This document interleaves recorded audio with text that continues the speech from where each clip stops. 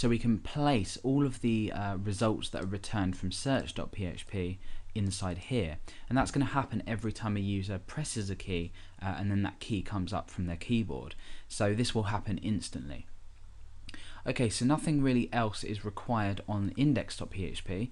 We've included search.php, so we're going to go ahead and write that code in just a moment. However, we've got our input field and our div just here. So when we refresh now, not refresh this, refresh our page, we have this input field here. So let's go ahead and just say start searching there, so it looks a bit more user friendly. So we can start our search here. For example, we type London. Every time we press a key down and then it's released from our keyboard, we're going to be calling or performing a function in search.js, like I said, which will return results from search.php, and then they will be placed into here. So hopefully that makes sense, and hopefully you understand the link between each of these files. Let's go ahead and create an event handler for this input field in search.js. So we're going to use a selector to select the search input field. Remember, we use a hash to select an ID. In this case, the ID has the value of search, so we've written search just in here. And then we need to use the event handler key up.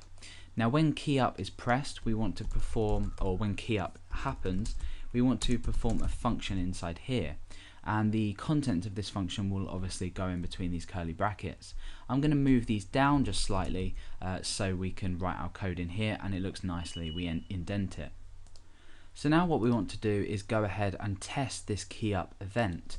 So I'm going to just place an alert inside of here, and we'll just say something, or we'll just write key up, and that will indicate us the event and how it works, or indicate to us how it works. So let's go ahead and type a character. I'm going to type A, and you see that we get this input key up. Now this should give you a good clue as to how this is now going to work. Every time we type a letter or a character on our keyboard, we're going to send the result of this entire contents of this input field to our search.php file, and then that will in turn return the results. So we'll be able to handle this quite easily now, and that should give you an idea of how it works.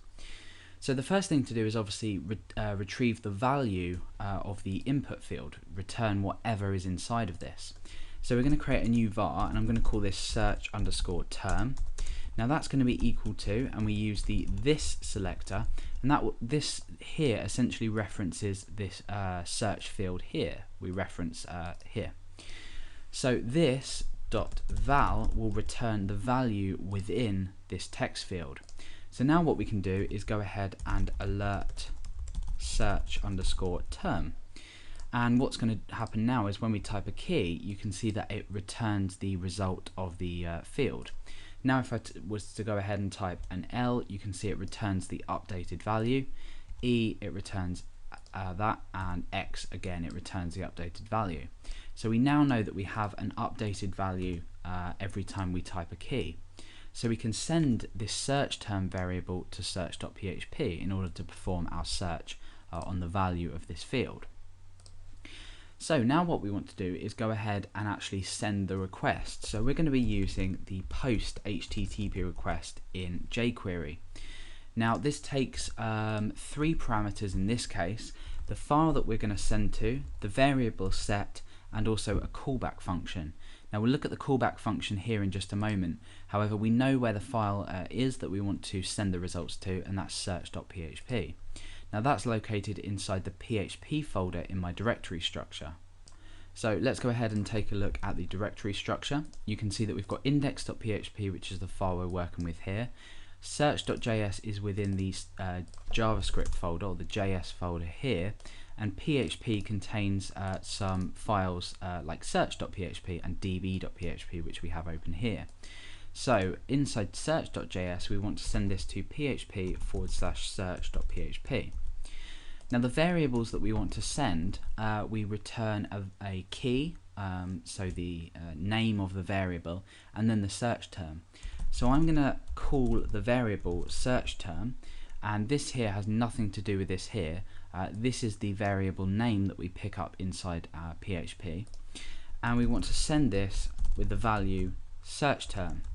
So this here corresponds to this search term that we've retrieved, and we send it as a variable called search term. So these aren't to be confused with equaling each other. Okay, so finally we want a callback function, and the reason we take our callback function is so we can return the data sent back from search.php.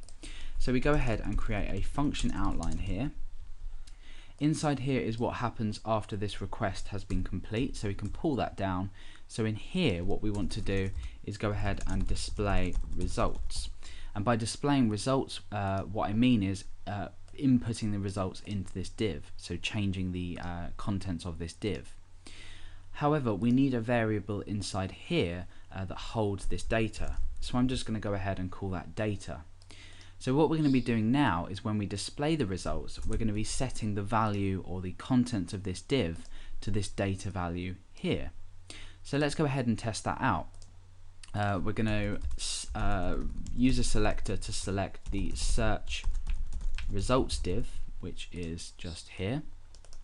And then what we're going to do is set the HTML to something, and this will be data.